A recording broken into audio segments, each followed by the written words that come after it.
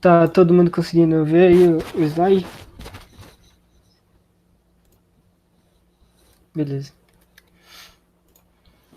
Tá, então como eu já comecei a falar, a aula de hoje é de programação dinâmica e é um nome meio pomposo para uma ideia relativamente simples, mas não é um algoritmo, é uma técnica, né, que a gente usa para resolver, otimizar os problemas.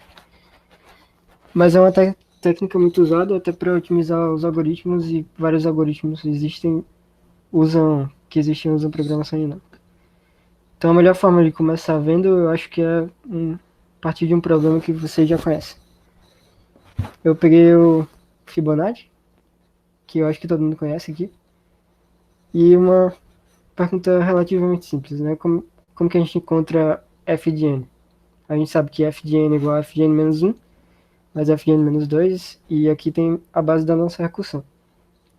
A própria função já é definida recursivamente, né? Então, talvez a primeira maneira que a gente pense de resolver é fazendo uma recursão simples. A gente tem a base aqui, e aqui a gente tem o passo. Se for 0 ou 1, a gente retorna 1. Tá? Mas e essa solução aqui pode não parecer, mas ela é bem ruim. O que acontece quando a gente quer calcular Fibonacci de 6? Isso aqui é... A função vai fazer isso aqui, não? Isso aqui é a árvore de recursão da função. Ela começa chamando f de 6, daí ela chama f de 5, f de 4, e na f de 5 ela chama f de 4, f de 3. Ela vai para cá para a direita primeiro, depois vai voltando e fazendo as outras chamadas. Para f de 6, talvez não seja tão ruim, ver que não tem tantas operações assim, mas se você pensar para f de n, para cada f, ela faz duas chamadas. Então vai ficar... Quanto tempo que vai demorar isso? Alguém quer chutar aí? Que é mais ou menos a complexidade.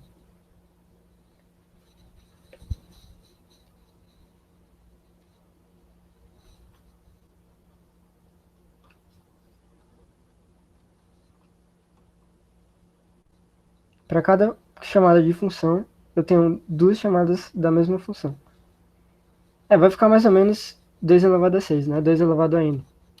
Não é 2 elevado a n, tem um jeito de provar, mas eu não coloquei aqui no slide. Quem quiser ver, tem um vídeo depois. Eu acho que fica O de 2 elevado a n sobre 2, sendo que aqui basta saber que é exponencial. Exponencial é bem ruim, né? Imagina que fosse 2n ou 2n sobre 2. Se a gente quiser calcular Fibonacci de 30, vai fazer 2 a 15 operações. Aqui, tipo, 1024 vezes 2 a quinta. Ainda dá para fazer, mas se pegar, por exemplo, f de 50, 50 nem é um número tão grande assim, vai fazer muitas operações. Então, é inviável a gente fazer. Mas aí, o que os caras perceberam? Se você prestar atenção, cada chamada de função aqui, ela é feita mais de uma vez, né? Exceto o f de 6 e f de 5. Quando a gente chama f de 4, a gente faz exatamente as mesmas chamadas. Então, essas duas subárvores aqui, elas são a mesma coisa. Tipo, você está fazendo as mesmas contas mais de uma vez. F de 3 a mesma coisa, F de 2 a mesma coisa. Então os caras viram que isso era um desperdício de tempo. Aí, qual que é a ideia da programação dinâmica? Em vez de calcular tudo de novo, você põe tudo, guarda tudo no lugar, por exemplo, no array, e aí você não precisa calcular de novo. A nova recursão com a programação dinâmica é isso aqui. Então dá pra ver que é uma ideia bem simples, né? A gente cria esse vetor aqui chamado mem, e inicia tudo com menos 1, que significa que a gente ainda não calculou Fibonacci de i. E dentro da recursão a gente vê. Se a gente ainda não tiver calculado, né, se for menos 1, a gente calcula. Se a gente já calculou, a gente só pula e devolve o valor que a gente já tem. Então como é que vai ficar a árvore? A árvore vai ficar mais ou menos assim. Eu chamo uma função aqui, f de 6, ela vem para f de 5, f de 4, f de 3, f de 2 e chega na base. Só que aí eu calculo f de 2 e guardo no meu memo. Tá? Essa técnica é chamada memorização, mas é só um nome. Então a gente vem para cá, quando chegar em f de 2, a gente não vai calcular de novo. A gente vai só devolver o valor. Então a gente não faz essa conta aqui. Depois de fazer essa conta, depois de devolver o valor, a gente vem para cá e calcula f de 3. Sendo que a gente já calculou f de 3, então não precisa calcular de novo. Quando a gente vem para cá, f de 4, ele vai ver que tem um valor guardado lá e não precisa fazer essa conta de novo. Então, ao invés de ficar essa árvore todinha aqui, a árvore final vai ser isso aqui. Só pelo fato de a gente ter guardado os valores e não precisar ficar recalculando. Alguém quer chutar qual que é a complexidade disso aqui? Do novo algoritmo? É 2n odd n no caso. Então você vê que a gente saiu do negócio exponencial para calcular f de 50. A gente ia fazer 2 elevado a 50 operações, mais ou menos. 2 elevado a 25, mais ou menos. E para calcular f de 50, agora a gente vai fazer só 50 operações, que não é nada para o computador. Né? Então é um melhor absurdo pelo simples fato de a gente ter guardado o valor e não ficar recalculando toda hora. Tá, agora eu vou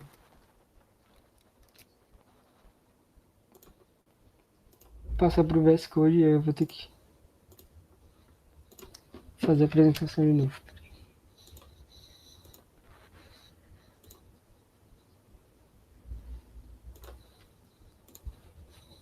Beleza. Tá todo mundo conseguindo ver aí?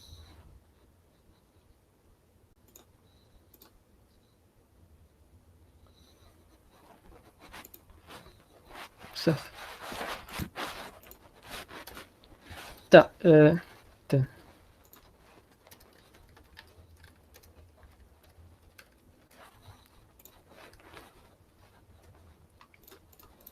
Certo, você não tá conseguindo ver o VS Code?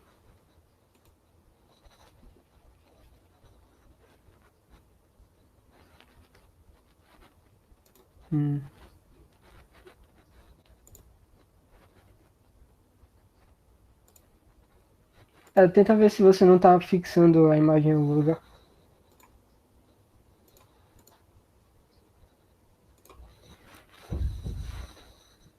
Ah, beleza.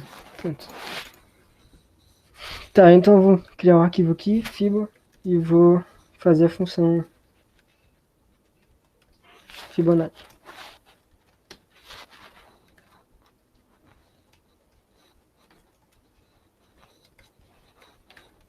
Aqui eu faço a base, né? A base é se n for 1 ou 0. E aqui, se não tiver na base, eu tenho que calcular tudo.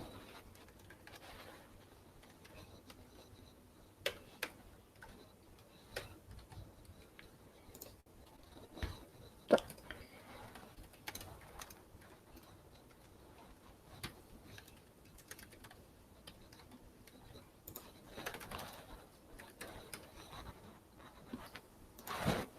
Tá, eu vou usar esse time aqui, esse comando, que ele diz quanto tempo o meu programa gastou. Tá, para calcular f de 6, diz que era 13, ele demorou só isso, né? Bem rápido. Mas se eu calcular, por exemplo, de 30. De 30 ele ainda vai conseguir fazer, né?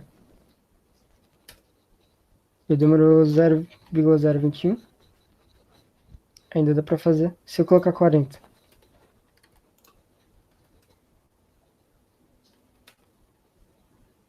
40 ele já chorou um pouquinho. 1 segundo, 0,2 mais ou menos.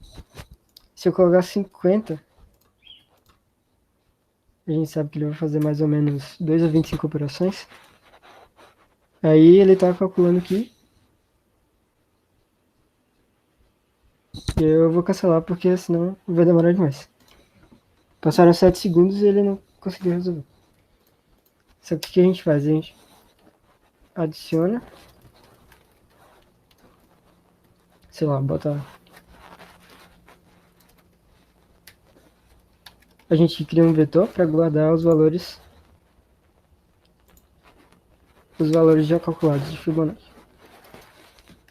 Na hora de criar o vetor é importante sempre lembrar de inicializar ele com -1, os valores lá, né? Para indicar que a gente não calculou ainda. Porque senão o programa não vai funcionar. E aqui dentro a gente tem que ver. A gente tem que iniciar a base aqui também, importante.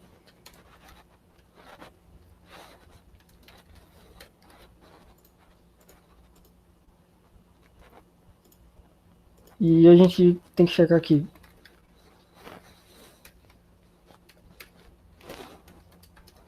Se a gente ainda não calculou, a gente calcula. Opa, tá errado.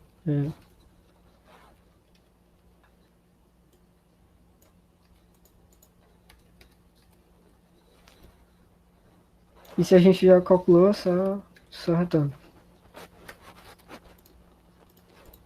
Tá. Acho que tá certo. Vamos fazer o de 6 primeiro. Tá, foi bem rápido que nem o outro, né? Então, sem muita diferença.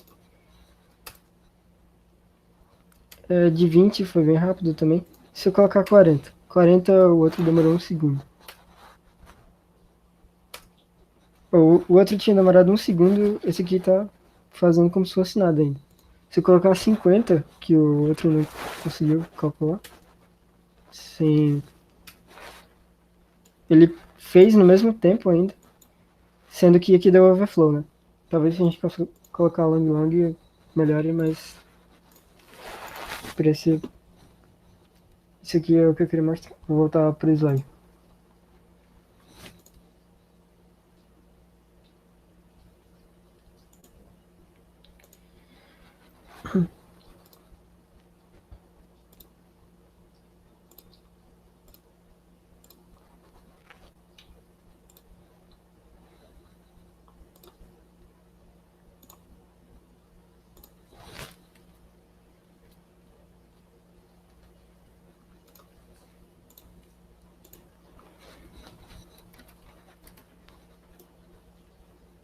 Tá. Tá todo mundo vendo? Beleza.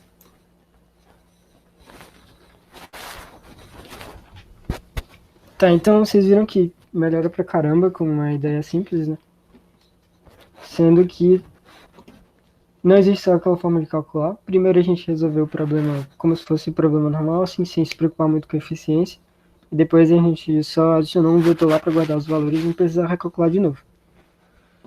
Existe outra forma de fazer assim, esse problema, que é só criar um for em vez de uma recursão mesmo, uma função que chama ela mesmo. Mas no fim você vai estar fazendo a mesma coisa. Só que aqui você vai estar calculando e jogando no vetor. Em problemas de PD, geralmente existem essas duas formas de fazer, mas isso eu vou falar um pouquinho mais na frente. Sim, tem isso aqui também. Pode perceber que a gente fez meio que uma troca. A gente trocou tempo por memória, né? Antes a gente não tinha esse vetor de tamanho n, mas a gente gastava muito tempo. Agora a gente calcula bem rápido, mas mesmo assim a gente está alocando mais memória do que antes. No caso do problema de Fibonacci, isso não é necessário. Né? Eu posso calcular só com 3 variáveis, eu não preciso de um vetor enorme, mas desse jeito aqui também dá certo. Nem todo problema você vai poder fazer isso, né? Alguns problemas, por exemplo, você quer acessar os valores de Fibonacci diferentes para várias perguntas diferentes, né? Várias carries diferentes. Aí você precisa do vetor porque você vai precisar acessar eles em odd 1. Mas também nem todos os problemas que Fibonacci é um dos problemas mais simples que tem para programação dinâmica. Então dá para fazer ele de várias formas. Mas enfim, a programação dinâmica é basicamente isso, é uma recursão com memorização. A gente resolve o problema de maneira recursiva e depois a gente adiciona um vetor para não precisar ficar fazendo as mesmas contas toda hora. Geralmente a gente usa para problemas de contagem, tipo, de quantas maneiras eu tenho para percorrer uma matriz, essas coisas. Problemas de max-min, o problema de Fibonacci é tipo um de contagem, né? É um problema com estrutura recursiva, eu chamo ele dentro dele mesmo e eu conto quantas vezes. E problemas de max-min, que a gente vai ver, e problemas de sim ou não, que pode ser considerado também a taxa de contagem, porque a gente sabe se é possível ou não, dependendo de quantas maneiras a gente consegue fazer e tal. Mas o primeiro lembra combinatória, então alguns problemas você consegue uma fórmula combinatória para resolver, às vezes não. É uma mistura de combinatória com programação dinâmica, e esses dois aqui lembram gulosos, né? Sendo que nem sempre guloso vai dar certo. E o que a gente faz quando o guloso não dá certo? Geralmente a gente usa programação dinâmica. Eu vou mostrar mais na frente. Tá, então PD, programação dinâmica, apesar do nome complicado, é basicamente isso, é uma recursão que você guarda os valores. A melhor forma de aprender PD, porque vai aparecer de várias formas diferentes, é fazendo problema. Então, façam uma planilha e façam mais problemas depois da planilha. E dentro de PD tem vários tipos de problemas clássicos que a gente conhece. E eu vou fazer esses três aqui hoje, que é NAPSEC, CoinChange e LCS. E na próxima aula vai ter PD com BitMask, que é outro assunto, e ele vai resolver mais problemas diferentes também. O primeiro problema é o NAPSEC, que está no SPOD. Eu vou tentar passar o link para vocês, se vocês quiserem abrir aí.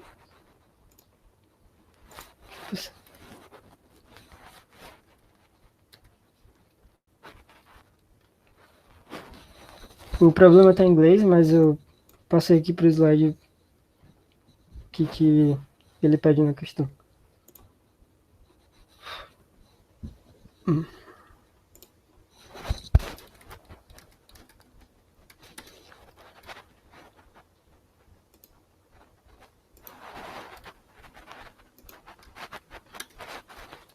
Tá, o problema é ele fala que um cara vai viajar e ele quer levar umas coisas para viagem, sendo que ele tem uma mochila que tem capacidade S. Ela não aguenta mais do que S. Eu vou chamar de peso, acho que ele chama de tamanho na questão. Mas sei lá, ela só aguenta um peso S. E você tem N objetos, cada um deles vai ter um peso e um valor específico. Você quer maximizar o valor que você consegue levar na viagem. Então, o exemplo do SPOD que ele dá é esse aqui. E aí, a gente tem esse tipo de problema aqui, né? De maximizar, maximizar. A gente quer maximizar o valor, contanto que a gente... Mas a gente tem essa restrição aqui da capacidade. Se fosse só maximizar o valor, a gente pode pensar no guloso, né? Mas nesse caso não vai dar certo. Nesse primeiro caso aqui, a gente poderia pensar num guloso, tipo, ordenando pelo valor, e se dá para pegar, a gente pega na ordem, né? Do maior para o menor. Nesse caso do exemplo do SPOD vai dar certo. O primeiro vai ser esse, 8. A gente pode pegar, que ele tem peso 1. Então a gente pega ele, aí depois vem pro 5. A gente pode pegar, porque 1 mais 2 igual a 3, né? Menor que 4. E o valor final vai ser 13, que é a resposta correta. Mas tem esse outro exemplo aqui que daria errado. A gente ordenou pelo valor aqui. E o algoritmo guloso que a gente pensou é: se eu posso pegar, eu pego. Né? Se eu consigo colocar ele na mochila e a mochila aguenta, eu coloco. Mas nesse caso aqui, a resposta que a gente vai conseguir é: vamos ver. O primeiro valor eu consigo pegar, certo? Então eu vou colocar ele valor 6. Aqui eu não consigo porque vai 3 mais 2 é 5, né? Maior que 4. Então minha mochila não aguenta. Eu não consigo nem esse, eu consigo colocar esse. A resposta que eu daria é 7. Sendo que a resposta correta é 9. Porque eu pegaria esses dois aqui. Então logo o guloso não funciona. O que a gente pode pensar para resolver esse problema sabendo que o guloso não funciona? Alguém tem alguma ideia? Só resolver mesmo, não precisa ser eficiente. Então, dá uns minutinhos pra...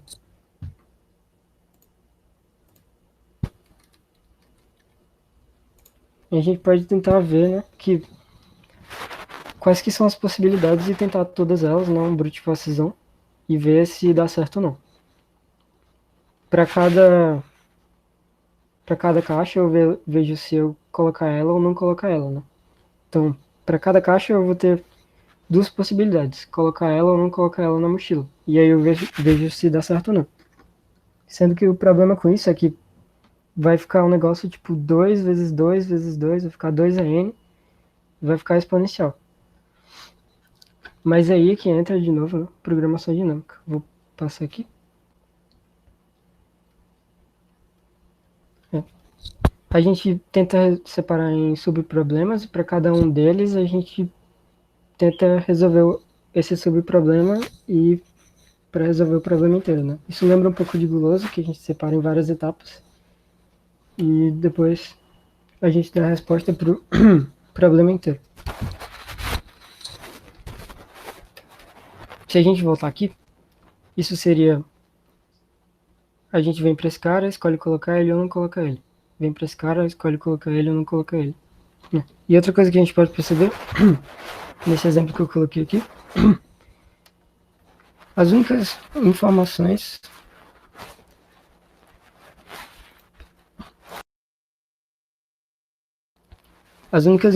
que a gente precisa são o peso e o valor que a gente já coletou. Porque, veja esse caso aqui. Deixa eu só.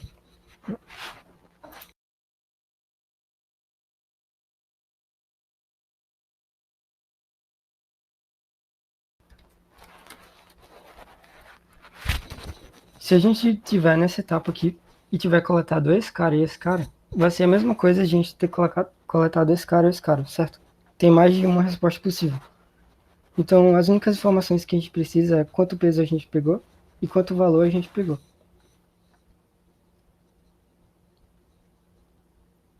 A gente pode tentar pensar, que nem a gente fez no Fibonacci, pensa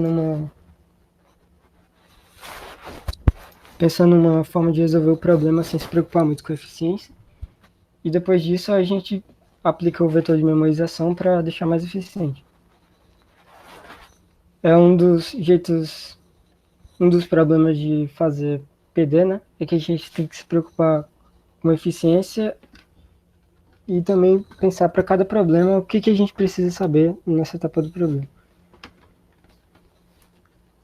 Nesse tipo de knapsack, né, a gente vai ver para cada objeto o que acontece se a gente escolher pegar esse objeto ou não pegar esse objeto. Na prática, a gente está tentando todas as possibilidades, mas de um jeito inteligente, né? A gente para de calcular se a gente sabe que não vai dar e a gente não recalcula as coisas que a gente iria recalcular. Por exemplo, nesse problema aqui, quando a gente adicionar PD, esse caso vai ser a mesma coisa desse caso. E a gente não vai recalcular ele. E a gente vai chegar na mesma resposta. Vou passar para o VS Code agora. Tá todo mundo conseguindo acompanhar?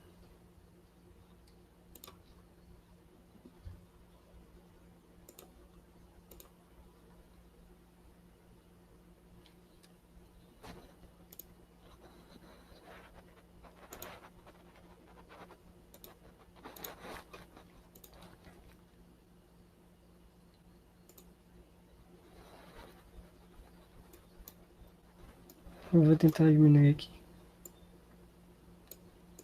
Tá todo mundo vendo? Eu tô bem, agora eu tô. Eu tomei água.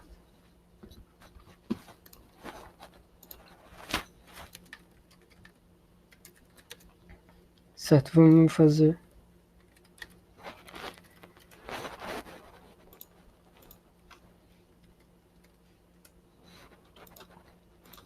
Tá. Se vocês quiserem acompanhar, eu vou estar lendo o problema do Spod aqui. As primeiras coisas que ele passa é a capacidade da nossa mochila e quantos objetos ele vai dar. Então a gente olha aqui. Depois disso, a gente lê os objetos.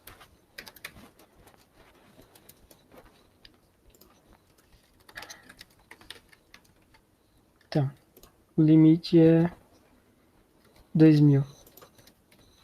botar um pouquinho mais.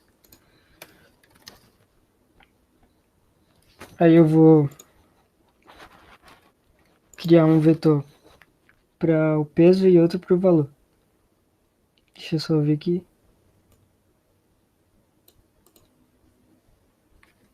Tá, primeiro é o peso.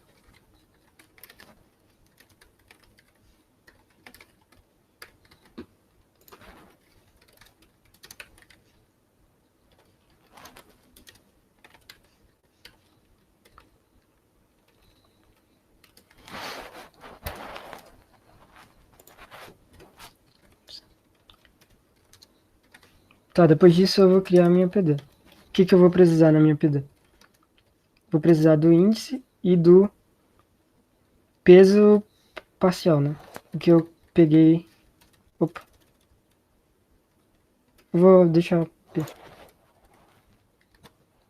que eu consegui coletar até agora. Primeiro eu preciso... eu vou precisar disso aqui.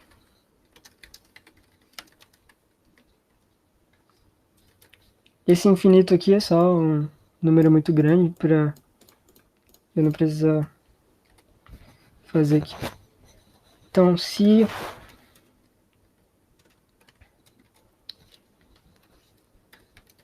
eu cheguei no final, peraí. Se o peso que eu coletei é maior do que a capacidade da minha mochila, então eu retorno menos infinito. Porque eu quero maximizar o valor, então isso aqui vai fazer com que esse caso em que eu peguei mais do que o peso da mochila seja jogado fora.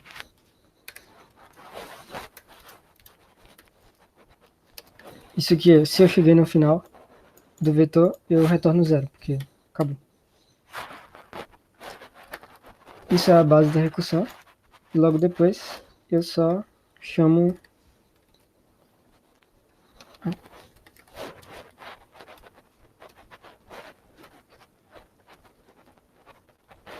Tá, vou fazer desse jeito aqui.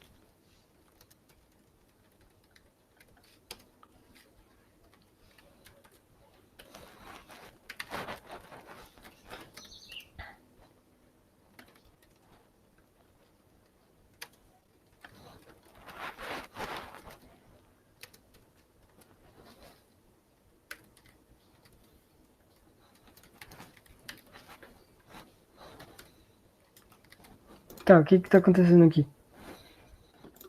Isso aqui é a base da minha recursão, certo?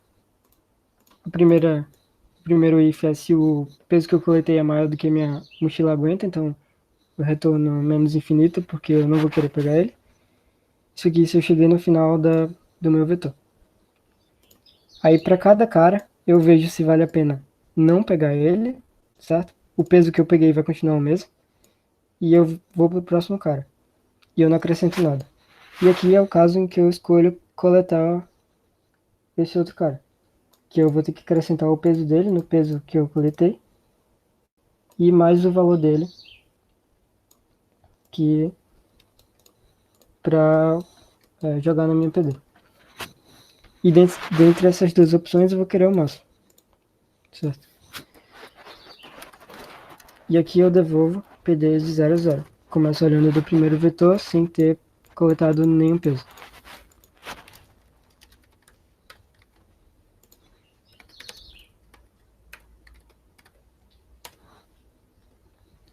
Tá, compilou.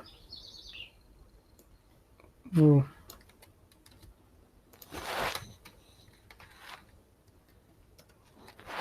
Tá, ele me deu a resposta certa. Que é a resposta que tá lá no spot. Mas esse aqui foi um caso muito pequeno, então deu certo do mesmo jeito. Se eu enviar essa solução aqui, eu vou tomar time limit. Então o que a gente faz agora? A gente cria um vetor.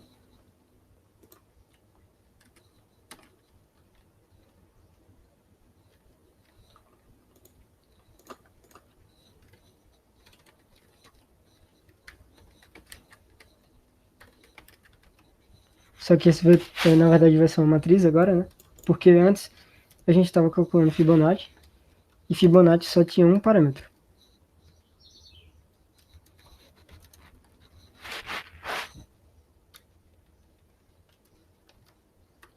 Agora a gente quer calcular uma coisa, que é a nossa PD, que tem dois parâmetros.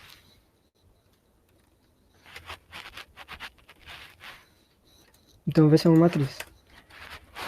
Que é aquele caso que eu mostrei. A gente vai ter pegado dois objetos diferentes, mas eles vão estar no mesmo resultado. Então. E aí a gente faz a mesma coisa que fez no Fibonacci. Eu vou deixar a base aqui. E aí eu vejo se mesmo. Se eu já calculei esse cara, eu só retorno ele. Se ele for diferente de menos 1.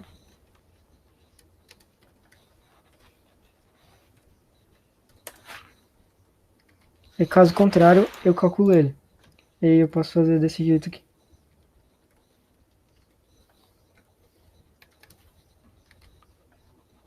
Lembrar de inicializar com menos 1. Em vez de botar max, eu vou botar depois aqui.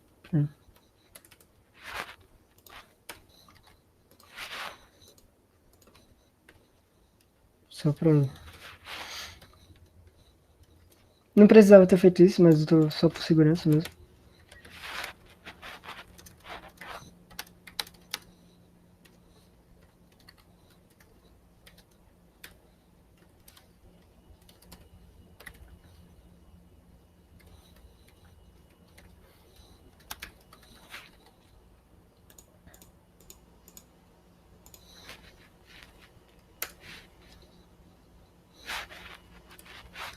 E aí eu vou jogar aqui. Opa. Davi, Oi. tipo, no memo, você tá usando I++, quando é J++, quando você vai, tipo, inicializar o memo. Isso, tá. Obrigado.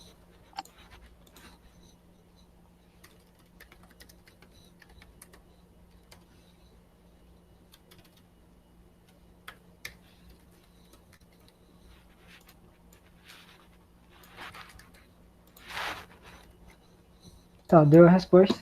Aí eu vou submeter.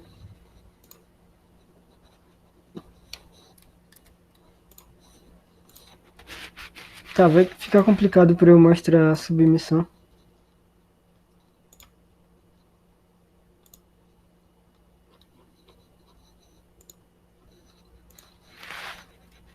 Pera aí.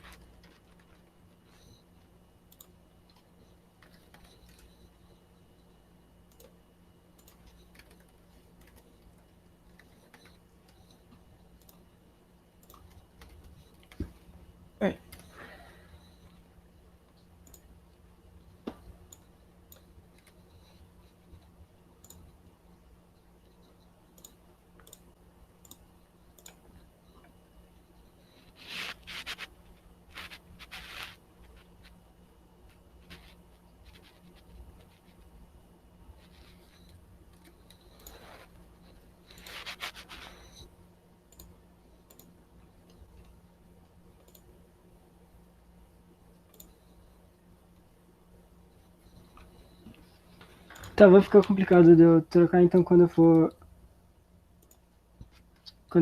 enviar outro problema, eu mostro a submissão. Agora eu vou voltar pro slide.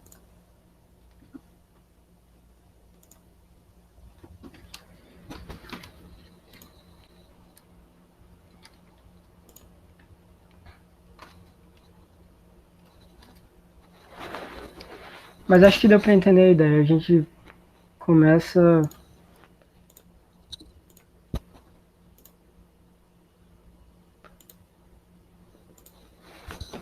Tá, a gente resolveu da mesma forma que a gente resolveu o problema do Fibonacci. Tá todo mundo conseguindo ver o slide? Beleza. A gente resolve da mesma forma que a gente fez com o Fibonacci, fazendo a recursão sem se preocupar com eficiência, e a gente só adiciona o vetor de Mello e resolve.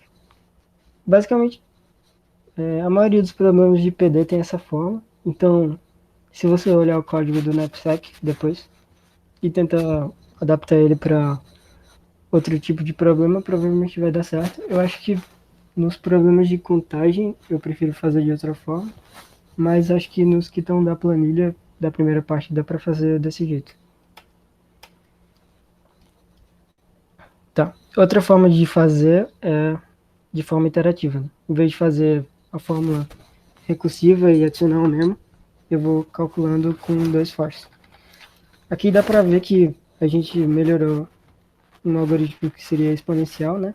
Vendo todas as possibilidades. Aqui dá para ver melhor que ficou quadrático, que eu tenho 2 fors. Não é que nem no caso de Fibonacci, que a gente tinha algo exponencial e melhorou para linear. Mas ainda assim é bem melhor que exponencial. Talvez esse seja o problema mais clássico de PD. Então vale a pena dar uma olhada depois e tentar sozinho, já que esse problema que eu fiz é o, acho que o segundo ou terceiro da planilha. Então o jeito de calcular PD é sempre tentar separar em subproblemas e para cada etapa desse problema você tem que tentar descobrir quais que são as informações que você precisa, né? O que você precisa para modelar a sua PD.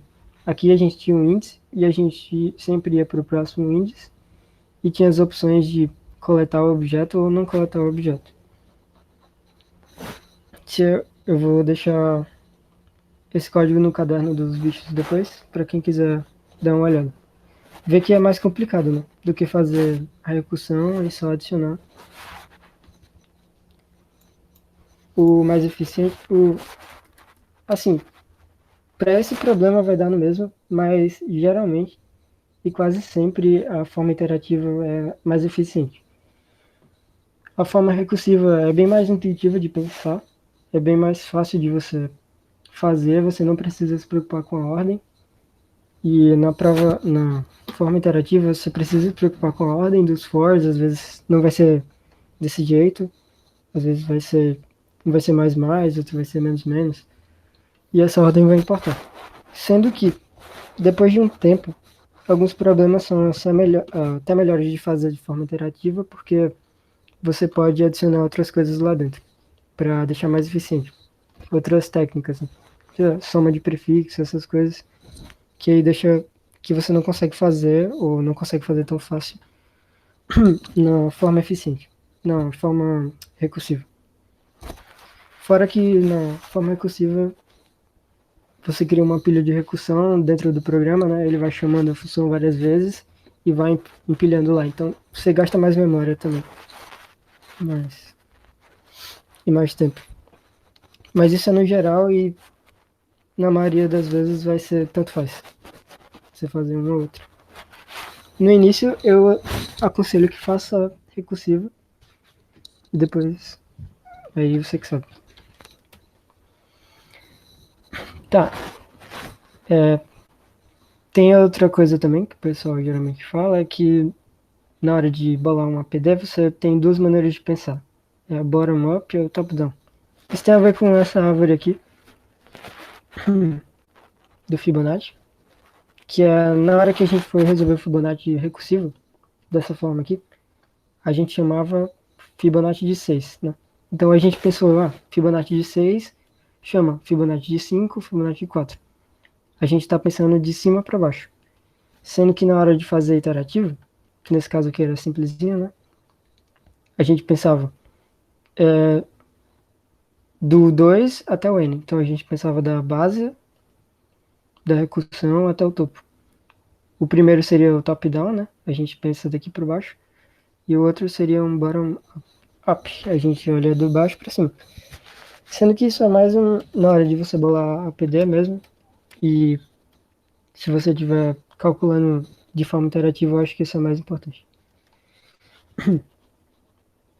Tá.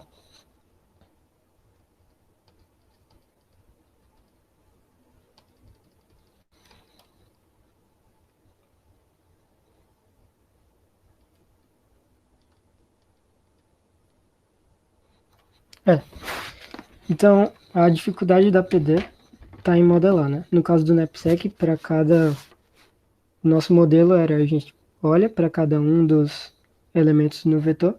No caso, tinha dois vetores, podia ser um vetor de pé também. E aí você escolhe coletar ele ou não coletar. Esse era o nosso PD. E dentro dela a gente tinha os parâmetros índice e peso. Isso talvez seja a parte mais importante na hora de fazer um PD. Você conseguir separar ele em subproblemas e saber quais que são os parâmetros. Nem sempre é tão fácil de ver e às vezes a gente está usando mais parâmetro do que precisa e dá para deixar a PD mais eficiente ainda, sendo que no caso do NAPSEC é isso mesmo. A gente, e para resolver, a gente só faz a execução normal e depois adiciona o vetor para não precisar recalcular aquilo que a gente já calculou.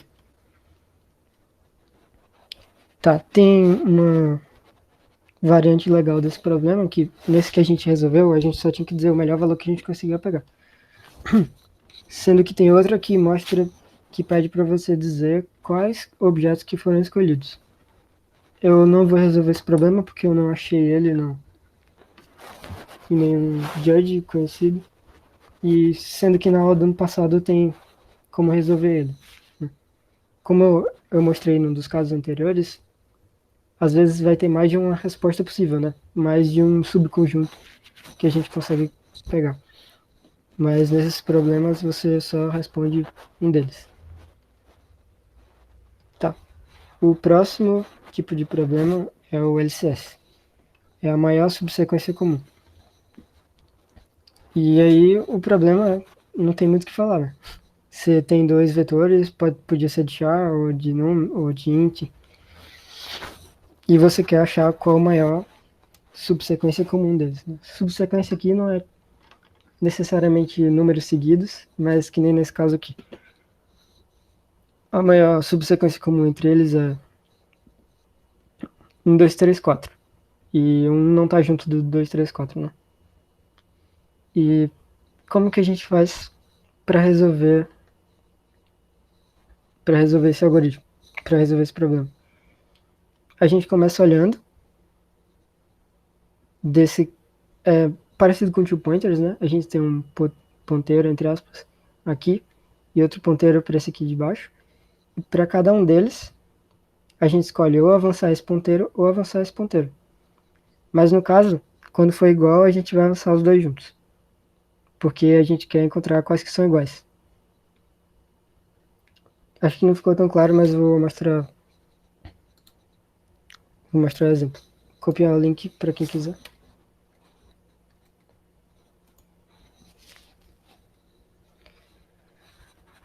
Tá, mas supondo que a gente tenha um algoritmo que faça isso, certo? Que encontre a maior subsequência comum entre duas sequências. Ver esse problema do NAPS, como que a gente pode resolver ele?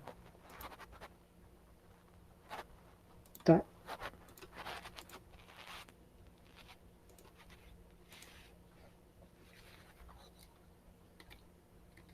Tá, como não vai dar para mostrar agora, eu vou falar lá no problema do NAPS, ele te dá uma sequência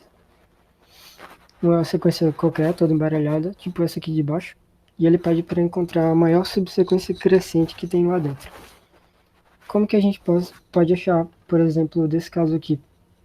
Como que a gente pode transformar esse problema num problema de LCS? Tipo, porque aqui eu só tenho uma sequência e eu quero encontrar dentro dela a maior subsequência crescente. Alguém tem alguma ideia de como a gente pode fazer isso?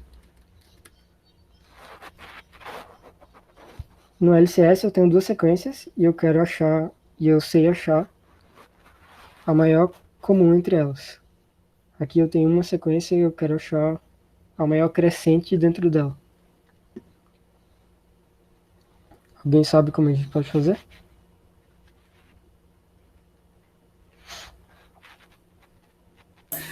Pensando nessa A gente... lógica. Ah, tá. Tá, não, pode falar, por sem querer.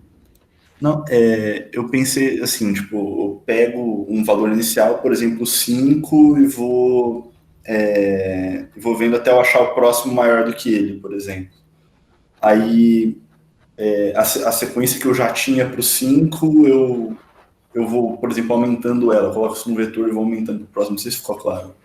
Não sei se... Acho que sim. Acho que sim. Tá, isso não vai dar a maior subsequência crescente se você estiver pensando, tipo, não necessariamente a gente vai ter os 5, né? Mas eu acho que eu entendi o que você Ah, quer tá. fazer. Eu acho que dá pra fazer, mas se você fizer uma PD desse tipo, né? Você escolhe o próximo. Sendo que essa aí é sem usar o LCS. Uma maneira que a gente pode fazer é a gente ordena e Ah, a gente acha a maior subsequência comum entre esse cara e esse cara aqui. uhum. Certo? Vocês concordam? Deu pra entender? Mas foi boa a ideia.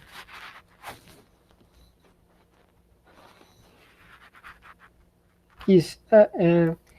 Não é bom fazer dessa forma que o Max falou, que a gente faz 1, 2, 3, 4, porque a gente não precisa, né, de todos os números, a gente só precisa dos números que estão lá no vetor já. Então, tem a ver com essa ideia que você falou, só que até porque não daria pra botar, eu acho que tudo no vetor, dependendo da restrição. Mas foi boa a ideia. Tá. Então, fazendo LCS. Como eu disse, a gente começa olhando desses dois. E se eles forem diferentes, a gente escolhe ou avançar embaixo ou avançar em cima, certo? É que nem o knapsack, a gente tinha que escolher entre coletar o cara ou não coletar o objeto, né? Coletar o objeto ou não coletar o objeto. Aqui a gente escolhe avançar em cima ou avançar embaixo. Porém, quando chegar nesse caso aqui, esses dois são iguais, então eles estão numa subsequência comum, certo? Mesmo que seja só de tamanho 1. Então, quando encontrar dois caras iguais, eu não vou avançar só um ou outro, eu vou avançar os dois. Deu pra entender?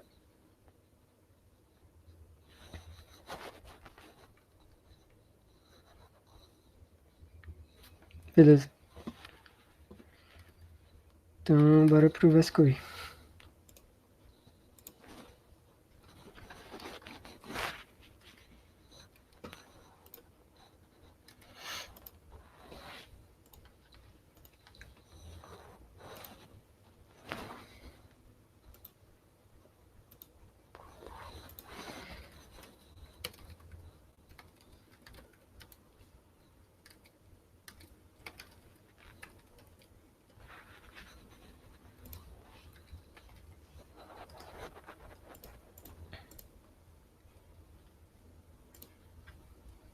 Tá, então, primeiro a gente resolve recursivamente, né?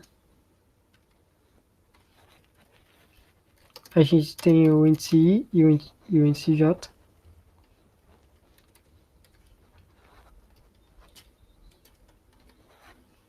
E aí, a nossa base vai ser, se a gente chegou no final do I, ou se a gente chegou no final do J. Peraí, são do mesmo tamanho no caso. A gente já tá no zero.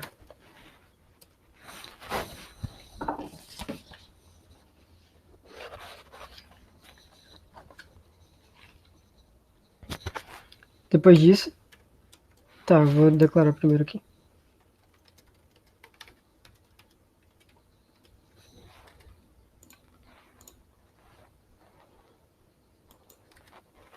O tamanho é 1000, né? Então, ver que dá pra fazer quadrático.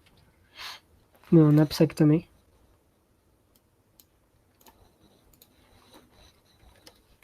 Então, eita.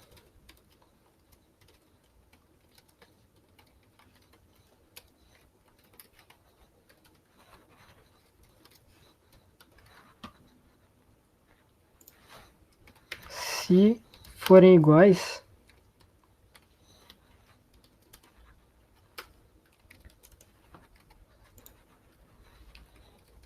eu vou retornar, opa, avançando os dois ponteiros. Se não, eu vou quero o máximo, né? Se eu avançar só o primeiro ponteiro, opa,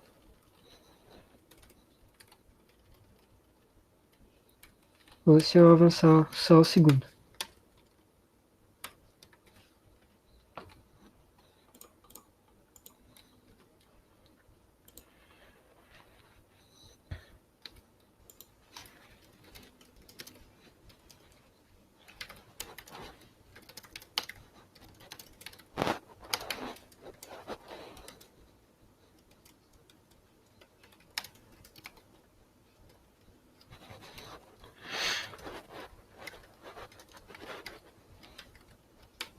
Tá, aí aqui eu tenho que ordenar, né?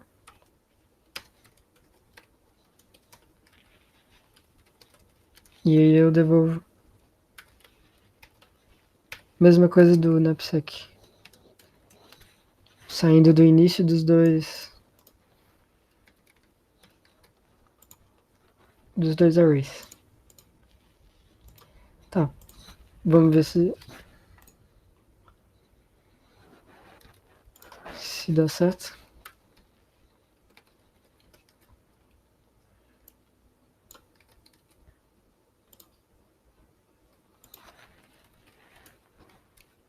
Opa. Aí. Aqui significa que eu posso acrescentar um na resposta.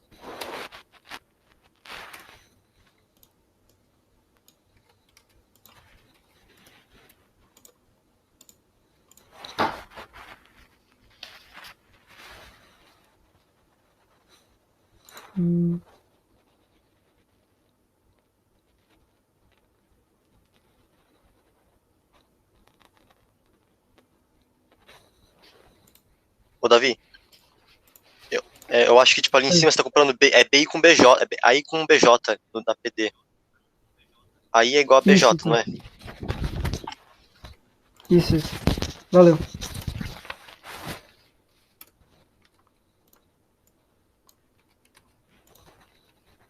Tá, pronto. Valeu. Aí. Tá, esse caso aqui deu certo. Esse caso aqui deu certo também. Esse caso deu certo também. Só que é a mesma coisa de antes, né? Isso aqui tá bem ruim. O que a gente faz para melhorar?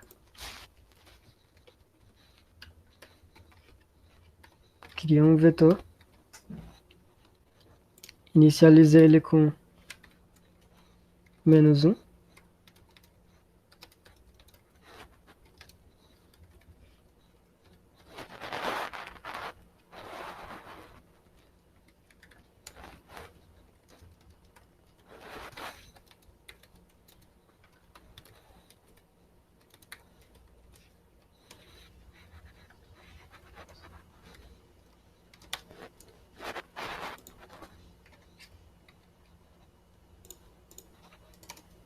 Aqui eu checo se eu já calculei.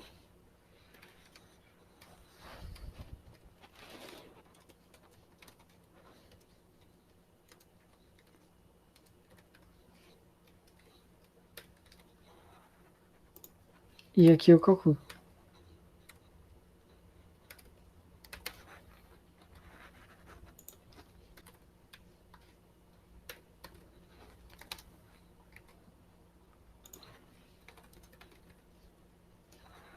Não sei se tá... Isso.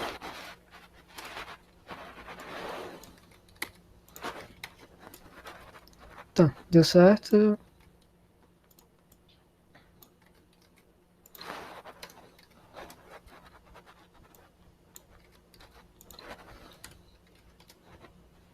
Tá, vou submeter.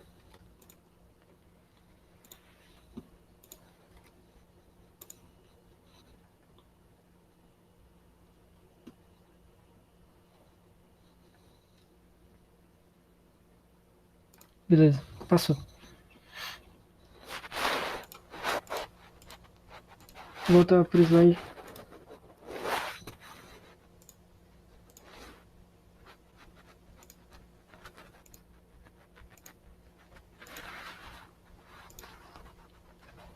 Tá.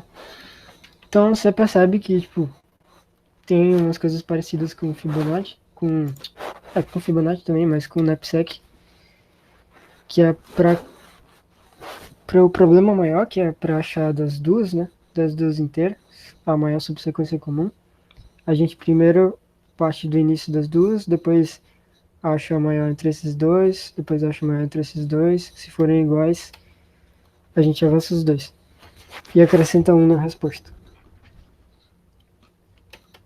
O tipo de decisão que a gente tinha que tomar aqui não era escolher coletar ou não coletar, mas avançar um ou avançar o outro. E em alguns casos, não existe esse caso no NAPSEC, né? Em alguns casos a gente tem que avançar os dois.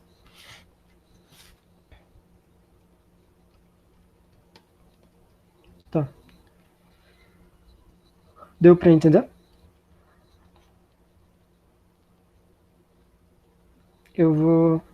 No final eu vou compartilhar a tela do navegador e vai dar pra ver submetendo os problemas. Tá. Agora o último tipo de problema que eu vou mostrar é esse aqui.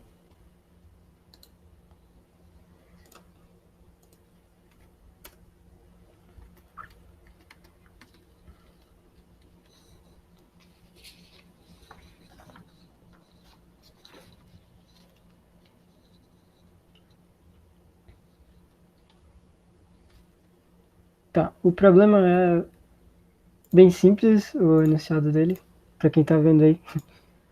E ele te dá só. Tá, primeiro ele te dá quantos metros você tem, né? E aí você tá devendo troco e você só tem esse tipo aqui de nota, ou moeda. E ele quer saber se com essas notas você consegue devolver exatamente o troco, né? Na questão que tá aí, ele tá perguntando só se você consegue ou não. Ele podia perguntar de quantas maneiras você consegue, e se você não conseguisse, né, a resposta seria zero. Então, o problema que eu vou resolver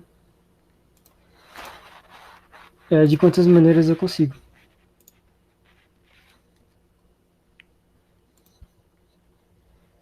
Vou compartilhar.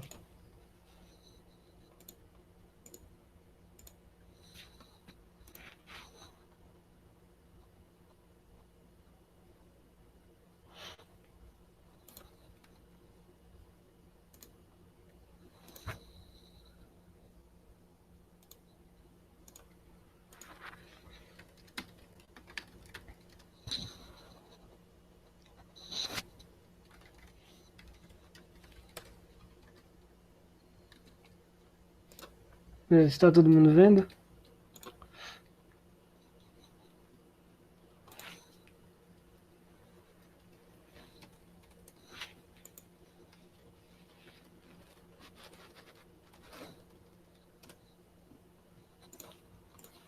Beleza. Essa PD que eu vou fazer aqui vai ser um pouquinho diferente das outras. Tá. A gente tem que pensar em como modelar a nossa PD, né? O que a gente precisa saber e como que a gente pode separar ela em subproblemas para resolver. Alguém se arrisca a dar alguma ideia aí?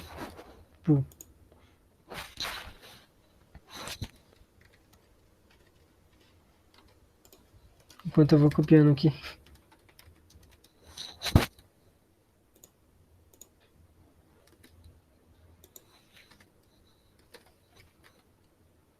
Eu acho que daria para fazer alguma coisa do tipo, eu quero dar 19 de troco, por exemplo. Eu vou ter que dar uma quantidade diferente de zero de todas as notas. Então, assim, considerando que no final eu adicionei uma nota e deu 19.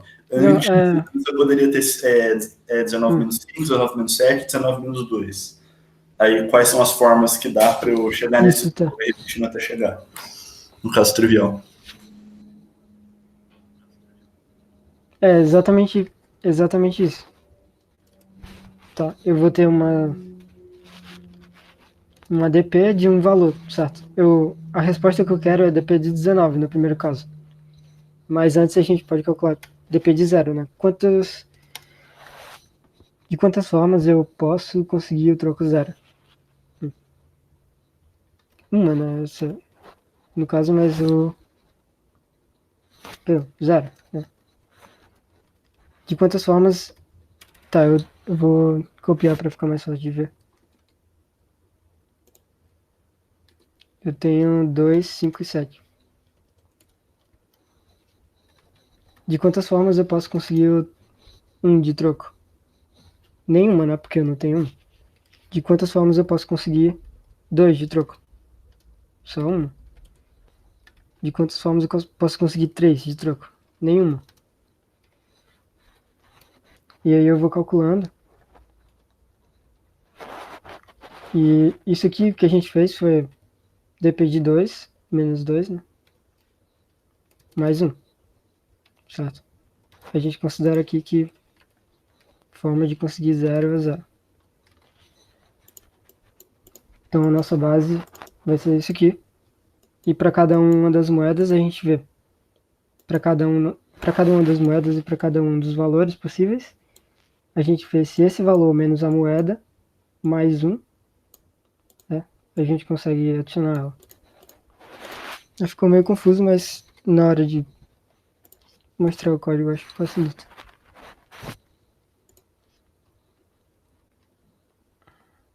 Tem que ler nm.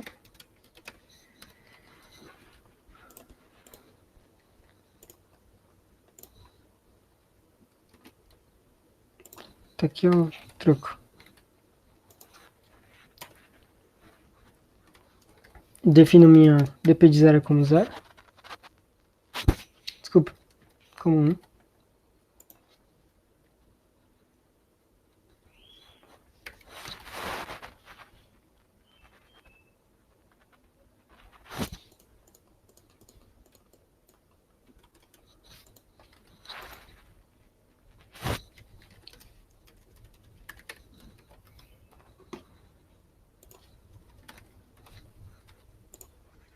Isso. Tem que ler o vetor.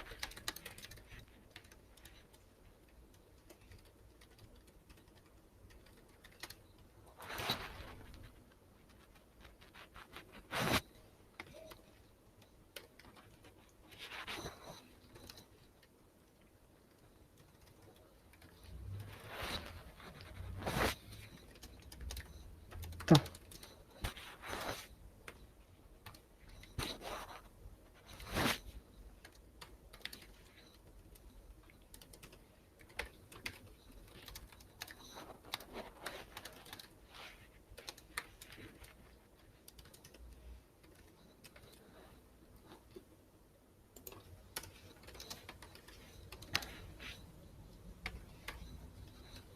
Tá. Para cada valor de troco e para cada moeda, se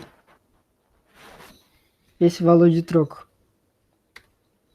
menos a moeda for maior ou igual a 0, aí eu atualizo a PD.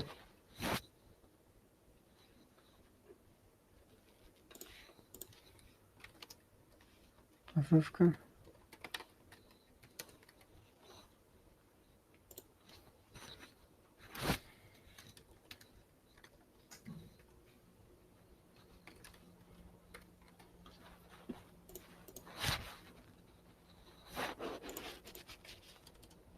Só que aqui eu tô calculando de quantas maneiras eu consigo atingir o resultado, né? Significa que se a quantidade de maneiras do troco for maior que 0, eu vou responder que eu consigo.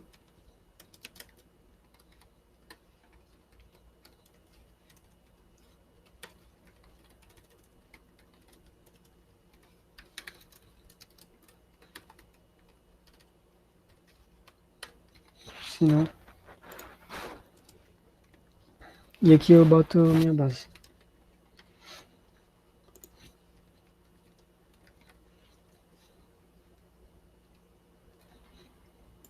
Isso, dp de 0 é 1 porque eu tenho uma maneira de conseguir 0, que é não pegando nenhuma moeda.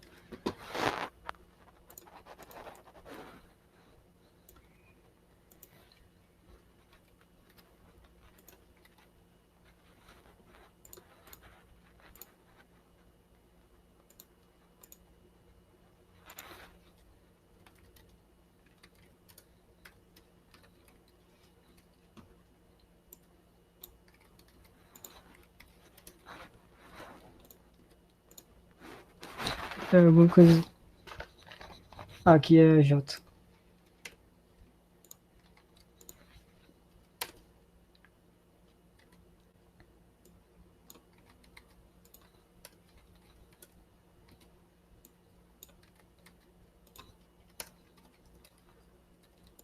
Então eu vou submeter aqui, só para checar.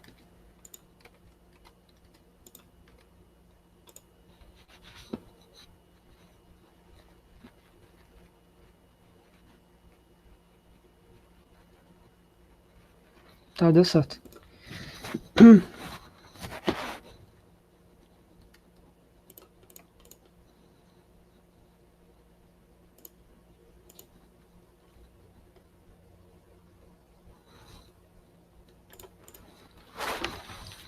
Eu vou agora compartilhar. Só um minuto que eu vou compartilhar a tela do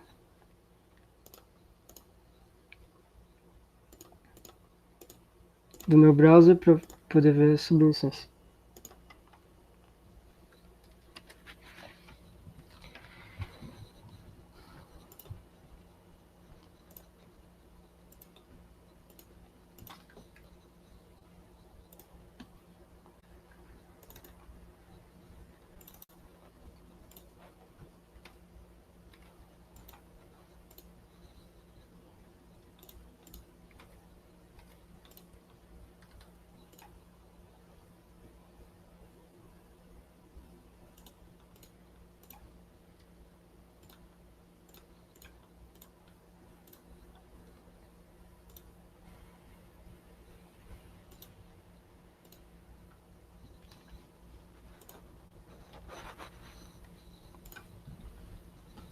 Tá dando para ver?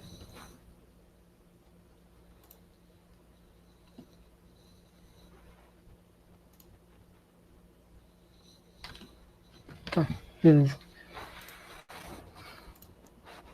Eu vou mostrar a slide daqui mesmo, então. O que a gente fez nesse problema foi... Aqui tá errado, pra ser um. A gente tem uma maneira de conseguir valor zero e para cada estado da nossa PD, né? Suponho que eu tenho uma moeda com valor X ou uma nota com valor X. O valor dela vai ser... Ela começa de zero e você vai somando todas as possibilidades, que é isso aqui. Vai ser o valor da soma menos X, e quando você adicionar a moeda X como uma das possibilidades, você vai somar tudo que você calculou até ela na sua nova PD. Deu para entender isso aqui? Acho que esse foi o mais confuso de entender, mas espero que tenha dado. Tá, o NAPSEC.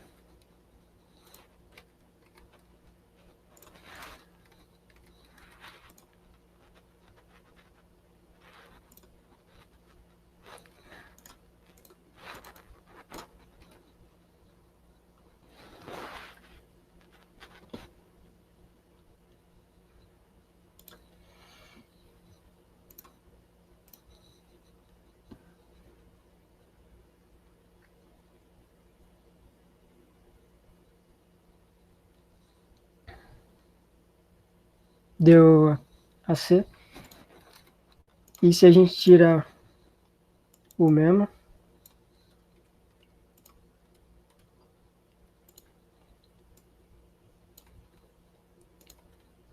a gente toma TL.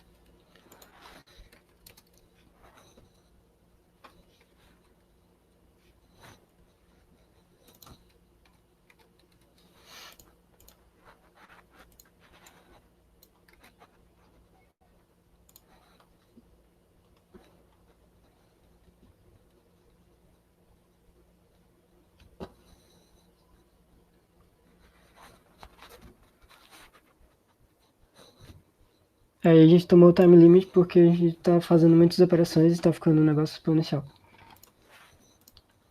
Aqui eu já submeti dos vocês.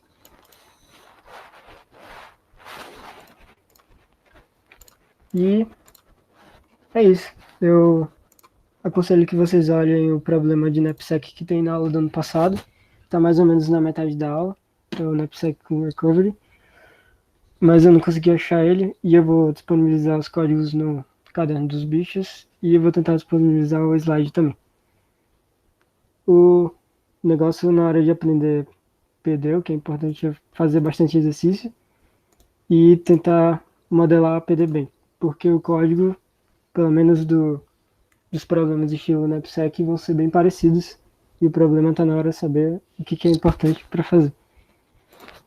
Meu conselho é que vocês façam bastante exercícios dessa planilha de PD da primeira aula para poder acompanhar a segunda aula melhor.